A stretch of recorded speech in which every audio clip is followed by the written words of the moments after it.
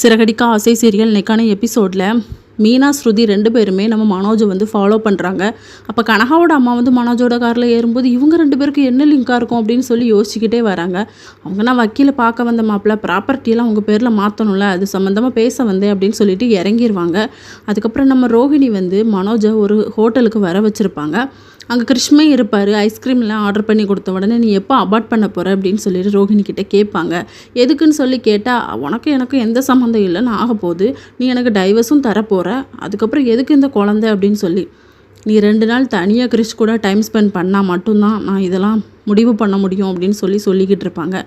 அதுக்கப்புறம் ஐஸ்கிரீம்லாம் மாற்றி மாற்றி ஊட்டி விட்டுட்ருப்பாங்களா நம்ம மனோஜ் வந்து கிறிஷுக்கு. அப்போ முத்து அந்த வழியாக போவார். இந்த கூத்துலாம் நடந்துகிட்ருக்கா அப்படின்னு சொல்லிட்டு எல்லாத்தையுமே வீடியோ எடுத்துருவார்.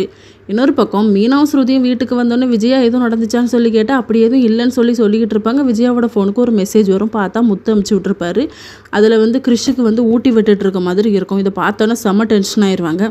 இன்றைக்கி அவன் வரட்டும் அப்படின்னு சொல்லிக்கிட்டு இருக்கும்போது மனோஜும் வந்துடுவார்.